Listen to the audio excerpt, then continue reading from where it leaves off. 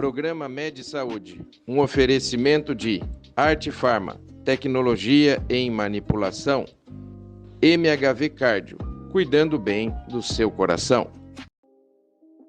Olá, o programa Med Saúde dessa semana recebe a doutora Juliana Alarcon Guilherme, médica ginecologista, para falar de um assunto muito interessante, que é a estética íntima feminina. Juliana, obrigado por atender ao convite do Med Saúde.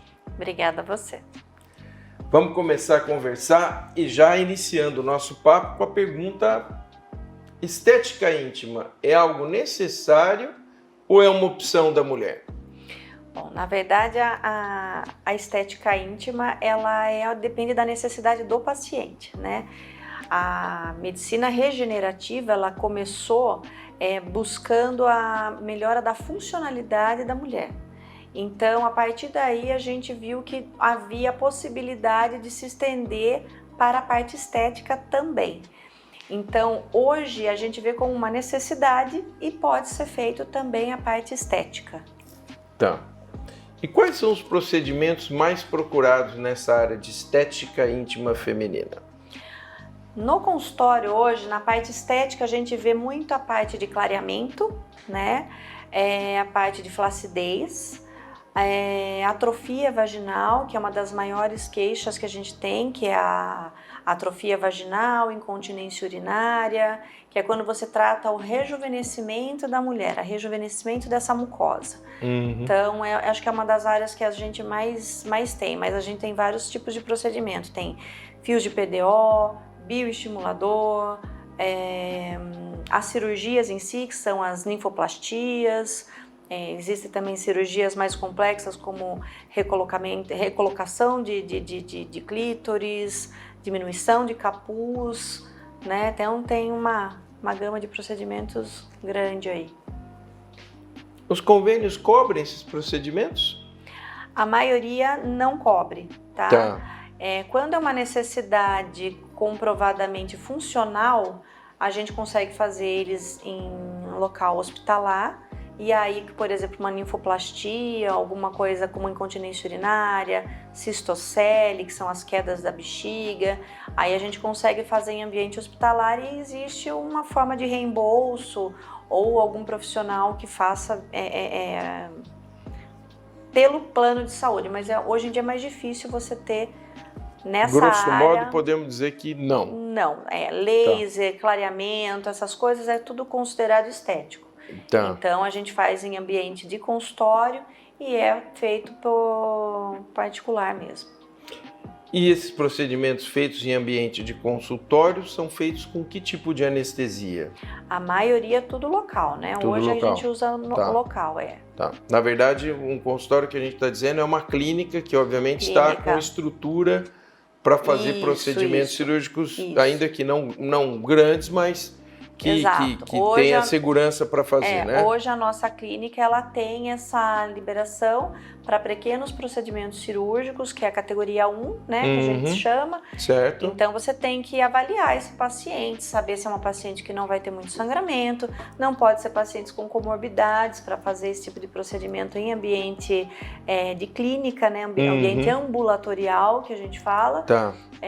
A gente já trabalha com esse tipo de procedimento muito no sistema público de saúde, né, que são os ambulatórios de pequenas cirurgias que a gente vê aí na Unicamp, USP, Unesp, as escolas, né? E aqui no Brasil está se difundindo mais também. A estética íntima feminina pode ser considerada uma especialidade? Como é que você faz para manter a sua atualização nesse tema? Tem curso pra caramba, viu? Tem bastante curso. Tem muito curso.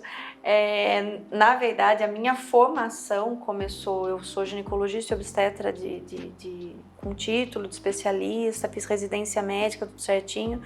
Depois eu fui fazer pós-graduação em nutrologia. Certo. Para entender um pouco mais sobre essa parte nutricional, funcional da mulher. E aí eu fui fazer os cursos de cirurgia ginecológica. Então eu comecei, na verdade, pelo mais chatinho, né, que são as cirurgias. Eu comecei pela cirurgia e aí que eu abri para estética íntima mesmo, que são os procedimentos de microagulhamento, clareamento, fios de PDO, bioestimuladores, né, que é a parte mais estética do negócio. Mas eu comecei fazendo os cursos cirúrgicos mesmo, curso com CO2, curso com radiofrequência, e ainda não paro de fazer, março agora eu vou fazer mais um. Eu acho que deve ser uma especialidade que está em franco desenvolvimento, né? Franco desenvolvimento, exatamente. E quando que o médico deve indicar esses procedimentos, Juliana? Eu acho que depende muito da queixa do paciente, né? Se eu vou examinar uma paciente, eu vejo que tem uma necessidade de algum procedimento, mesmo trabalhando com isso, eu não falo. Eu acho que tem que partir do paciente querer fazer alguma coisa ou não e estar satisfeito com a sua região íntima ou não. Então, acho que você não pode impor nada. Com exceções dos casos de atrofia vaginal extrema, incontinência urinária, que eu falo, eu explico, eu indico e falo, olha, existe uma solução para isso, né? Você não precisa viver dessa forma, né? Que são casos funcionais. Aí sim eu acho que tem que ter indicação e acho que todo médico tem que estar ciente e conhecer isso, por mais que ele não queira trabalhar com esse tipo de técnica, porque são aparelhagens, são aparelhos caros, se você não consegue comprar você tem que fazer locação, é uma burocracia, dá um pouquinho de trabalho, né? E tem gente que não quer fazer, o pessoal aí mais velho às vezes não quer mexer com esse tipo de coisa, mas é importante saber indicar. Falar para o paciente, procura, faz o procedimento, vai ser legal para você, depois você volta para a clínica dele, para dar continuidade na rotina ginecológica com esse médico. Uma outra pergunta que deve estar surgindo para o público que está nos assistindo agora, existe uma idade para a mulher começar a fazer esses procedimentos? Não existe. Tá. Todo mundo pode fazer. Tem que ser maior de idade, né? Só isso, tem que ser maior de idade. Mas, na verdade, tem bastante procura, tanto de adolescentes com hipertrofia de ninfas, que é o que a gente vê bastante, que é quando os pequenos lábios são bem maiores, isso porque ele começa a crescer nessa fase da puberdade, né? E vai estabilizar aí depois de uns 2, 3 anos da menarca da menina, né? E isso daí incomoda. Aí a mãe vai tomar banho, um dia vê que tá estranho, leva a criança. Eu já fiz ninfoplastia de adolescente, né? Que não tinha como, você precisava corrigir aquilo, até por uma questão social da adolescente, então você precisa corrigir. E existe a senhora de 60, 70 anos que faz procedimento por atrofia vaginal, por cistocele. Hoje em dia uma coisa que a gente está fazendo bastante, ainda não tem comprovação científica, mas a gente usa muito ultrassom microfocado via vaginal, que diminui as cistoceles, melhora a atrofia vaginal e evita uma cirurgia. Então, pacientes que estão acamadas, que você não vai colocar numa mesa cirúrgica, em hipótese alguma, até pelo risco cirúrgico, você melhora a condição dela até numa fralda para trocar, diminui as incontinências urinárias, diminui as infecções de repetição dessa paciente. Então, é um ganho absurdo. Então, assim, eu vou desde a adolescência até o paciente acamado, entendeu? Então, é um espectro muito grande, né? E você já teve algum pedido esdrúxulo, assim, que você fala, é que a pessoa vem no consultório e faz um pedido desse? Ai, meu Deus. Ele tá me colocando numa situação complicada. Não, agora. Você não precisa, você pode contar só o milagre e não conta o nome da santa. Não, nunca, jamais. O meu marido fala assim, gente, ela não fala nada, ela entra quieta e sai calada de casa. Eu falei, gente, minha vida é um livro fechado. É um livro fechado. Eu pergunto, mas você deve, evidentemente, tratando com uma coisa tão íntima, e é claro que esse conceito de estética é um conceito muito amplo, né? Às vezes o que é bonito para um... Exato, é o que você acabou de perguntar. Quando que indica, né? Porque tem coisa que às vezes a paciente chega, você olha, tá tudo perfeito, simétrico, dá vontade de pegar aquela vulva e colocar de modelo pra paciente ver, tá vendo? É assim que tem que ser bonitinho. Ela fala assim, ai doutora, eu tô tão insatisfeita. Eu falo, meu santo pai, e agora? Então, assim, às vezes o paciente ele precisa de um tratamento também psicológico, de um acolhimento. Sim. E não de um tratamento estético. É aí que está o diferencial, você tem que saber. Então, assim, quando a paciente vai na clínica, a gente fala assim, vamos fazer todo um acompanhamento ginecológico com você? Tá tudo bem com você? Como é que tá o relacionamento? Tá legal? Não tá? Como é que foi teu parto? Né? Que às vezes ela tem uma bronca ali com a região íntima, porque ela teve um parto violento, não gostou que foi parto normal. A situação da episiotomia acaba criando uma cicatriz que depois se acaba tendo que mexer? Depende de quem fez, depende de como foi feita, em que circunstância foi feita, né? Eu já fui muito obstetra, hoje eu sou mais ginecologista do que obstetra. Você imagina, eu sou cirurgião cardíaco, mas eu já fiz parto. Então, pois é. Acho que um monte de gente já fez parto. Então, assim, a gente se pergunta exatamente isso. Se a episiotomia que é feita naquela situação do parto... Eu explico dessa forma para minha paciente. Você fazer uma episiotomia com indicação bem feita é melhor do que você não fazer e tiver uma laceração em qualquer lugar. Tá. Para eu conseguir arrumar isso depois é muito mais difícil do que a episio bem feita, que eu não vou precisar mexer. Tá.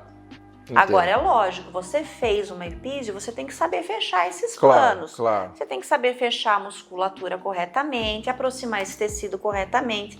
O ideal é acompanhar esse pós-operatório, porque se ela tiver uma deiscência, que é quando a cicatriz abre, e deixar fechar por segunda intenção, é óbvio que ela vai ficar com esse assoalho pélvico comprometido. Sim.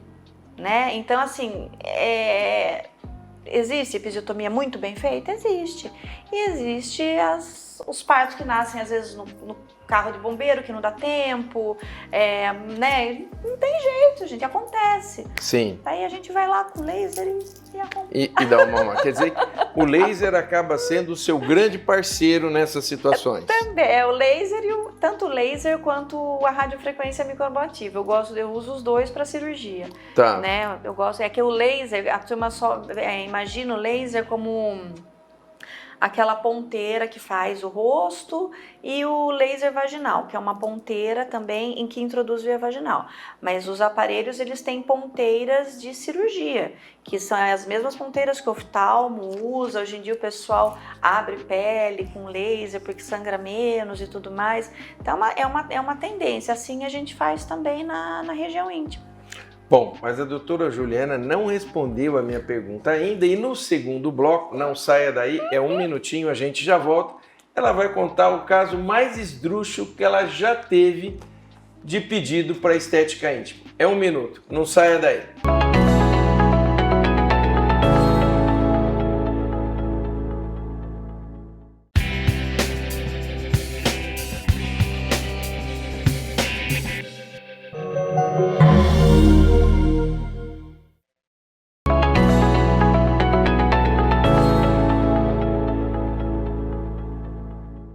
Estamos de volta com a doutora Juliana Alarcon Guilherme, médica ginecologista, especialista em estética íntima feminina. E no final do primeiro bloco eu fiz aquela pergunta de $1 milhão. Eu quero saber qual é o caso mais emblemático que você teve no consultório, que você fala, não é possível que alguém veio aqui me pedir isso.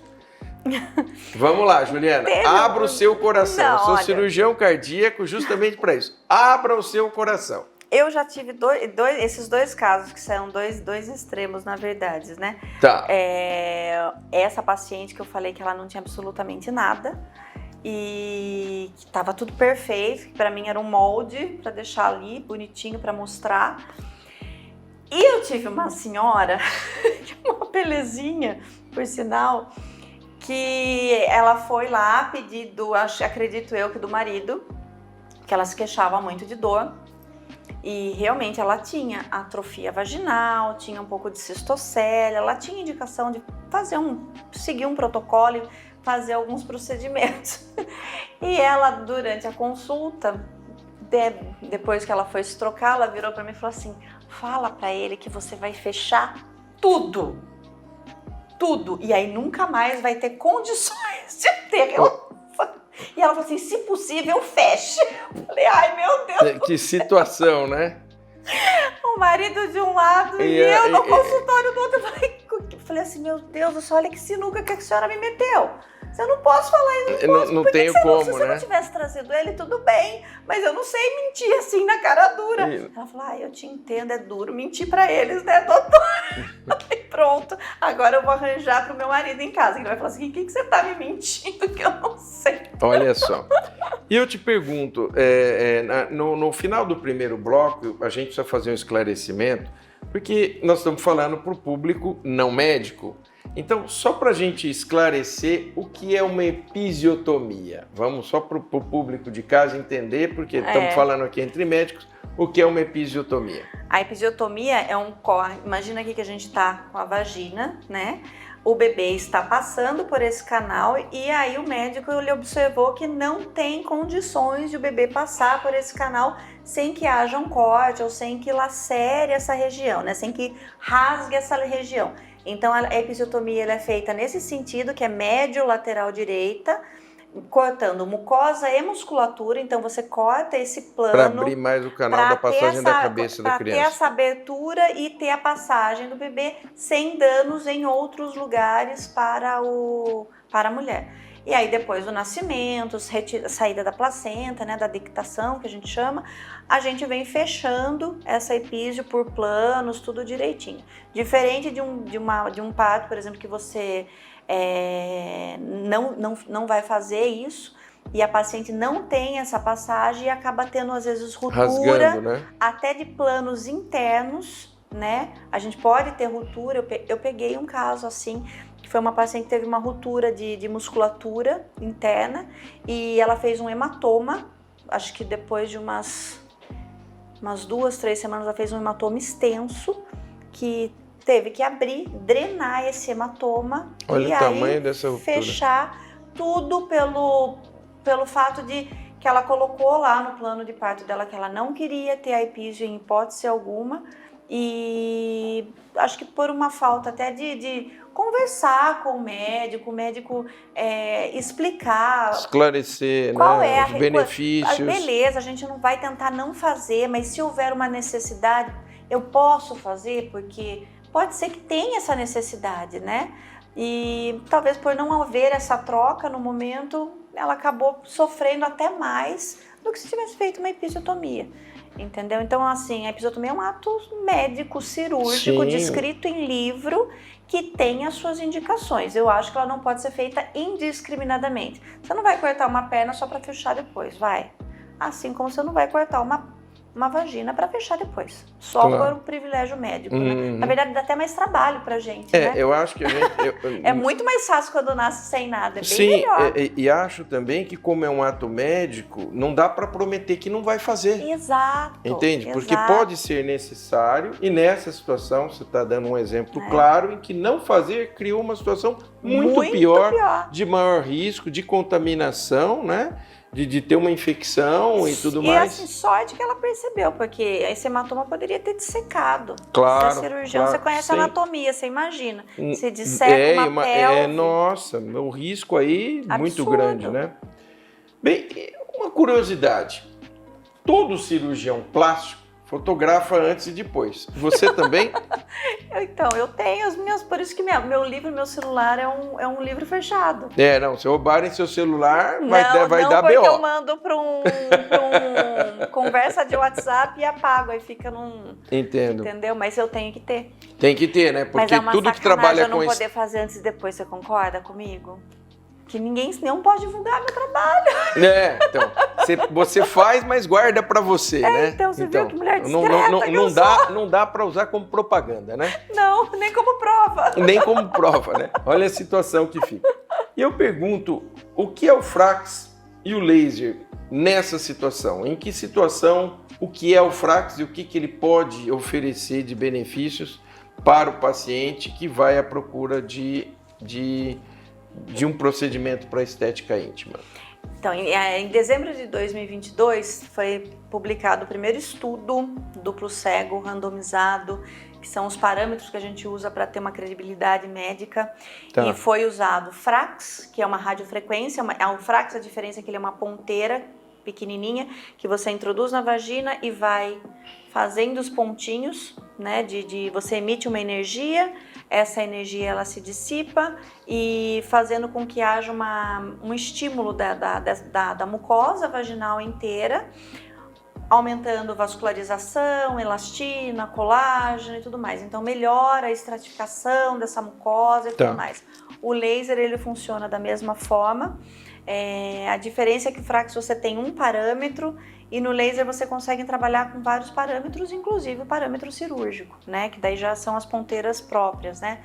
Mas para a atrofia vaginal e para a incontinência urinária, a melhora com o Frax e com o laser foi igual. Tá. Então radiofrequência e o laser conseguem dar bons resultados. O mesmo resultado. Tá. E associados à fisioterapia tivemos um ganho melhor ainda.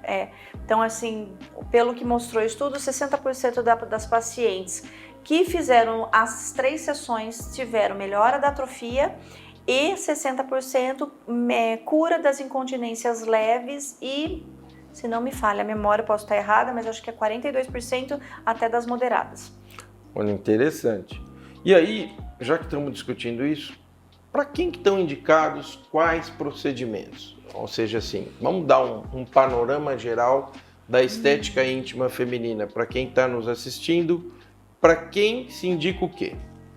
Bom, vou falar o que eu tenho na clínica, que eu acho mais fácil. Da tua vivência, que é aquilo que você efetivamente... Tirando as cirurgias que a gente faz, né? Tirando a parte cirúrgica, a gente trabalha na clínica com laser de CO2, ultrassom microfocado e a radiofrequência microablativa, que é o Frax. Então, o laser e o CO2, de CO2 e o Frax, a gente trabalha muito atrofia vaginal, cirurgia, pequenas lesões, hemangiomas, aqueles hemangiomas vulvares a gente consegue fazer, cistos sebáceos, cisto de Bartolini a gente consegue fazer, super, super tranquilo para fazer com CO2. Que mais que a gente consegue fazer na clínica? Parte estética, clareamento íntimo, microagulhamento, fios de PDO, dá para usar.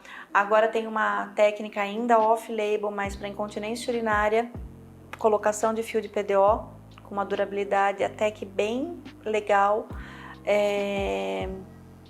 Tem a ultrassom microfocado, que agora lançou as ponteiras vaginais, então a gente, que era bom para o rosto, agora a gente usa na região íntima, certo. Tanto para a parte externa, para melhorar a parte externa, não tem downtime, que a gente chama, que é quando a mulher precisa ficar vários dias sem, por exemplo, ir para uma piscina. Com o ultrassom microfocado a gente não tem isso, porque não tem lesão tecidual, né? Tá. E a gente consegue, por exemplo, melhorar a cistocele da mulher, consegue diminuir as perdas urinárias, né, nas senhoras acamadas, que eu falei, que eu até comentei com você, sobre esses quadros, né, de incontinência urinária, paciente que usa muita fralda, tá acamada, não dá para fazer uma cirurgia, então a gente consegue usar a ultrassom microfocado para ter essa melhora. E ele melhora mesmo, ele melhora a atrofia vaginal e ele melhora o reposicionamento da parede vaginal. É muito legal. Fora do Brasil eu já usava muito, mas eu tenho tenho amigos na Venezuela, no Peru, que eles conseguem publicar no Telegram, a gente que não pode. Então a gente acompanha muito esse pessoal de fora. Tá. E o ultrassom microfocado lá já é muito difundido, eles usam muito na clínica e você vê uma melhora assim, significativa da parede vaginal. Tá. É incrível. Muito bem. Estivemos aqui com a doutora Juliana Alarcon Guilherme falando sobre estética íntima feminina. É isso aí. Canal 25 ou 525net, o seu encontro semanal com a saúde. Eu quero te agradecer muito. Foi um papo delicioso e eu tenho certeza que as mulheres que nos assistiram gostaram muito do programa. Muito obrigado, Juliana, por ter vindo ao Med Saúde falar sobre estética íntima feminina. Eu que agradeço a oportunidade de estar abrindo mais para as mulheres sobre esse tema, que eu acho muito importante. É isso aí. Nós te esperamos toda semana, sempre com um tema muito interessante.